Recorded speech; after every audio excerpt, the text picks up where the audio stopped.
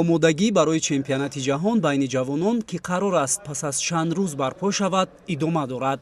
Барои рушди ҷудо миёни духтарон Федератсияи ҷудои Тоҷикистон даст ба кор шуда. Ҳоло як дастаи бонувони ҷавон аз ҳисоби духтарон роҳандозӣ гардидааст. Ду бонуи ҷудокор аз дастпарварони мураббии маъруфи тоҷик Фотеҳ Маҳмадбеков аз шаҳри Иркутски Федератсияи Россия Александра Кани дар вазни то 57 килограмм ва Виктория Киселёва дар вазни ҷамъи 78 килограмм кишвари моро намояндагӣ мекунанд. Будани ин ҷавондухтарон дар тими миллӣ метавонад ангезаи бештарро барои ҷавондухтарони тоҷик бидиҳад ва дар оянда ба ин риштаи варзиш бонувони зиёд ҷалб шаванд. Ду соли охир доимӣ дар тими мунтахаби ҷудои Тоҷикистон бо ҳамроҳии дигар ҷавондухтарон ё тамрин мекарданд.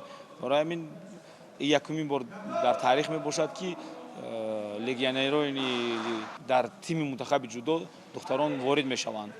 Ва боз як кори таърихӣ ин аст ки шашум, яъне аз дуюм то панҷум чемпионати ҷаҳон баъди 6 октябр, яъне чемпионат мобайни даставӣ мешавад. Даставӣ якумин бор дар таърихи ҷудои Тоҷикистон, яъне дастаи ҷудои Тоҷикистон баромад мекунанд.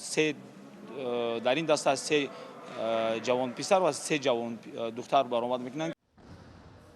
ҷалби истеъдодҳо аз кишварҳои дигар ҳамзамон рақобатпазириро дар байни ҷудокорони ҷавон бештар мекунад.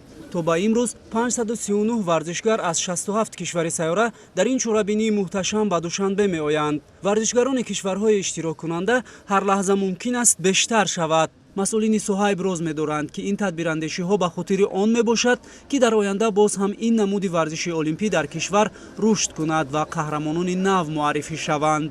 чемпионати ҷаҳон миёни ҷавонони то 21 сола аз рӯи 12 вазн, 7 вазн миёни мардон ва 5 вазни дигар бошад, байни бонувон доир мешавад. мо умедворем ки варзишгарони тоҷик дар ҳузури ҳаводорони ин ришта шарафи варзиши меҳанро ҳимоят намуда, барои гирифтани зинаҳои ифтихорӣ тамоми нерӯи худро ба харҷ медиҳанд.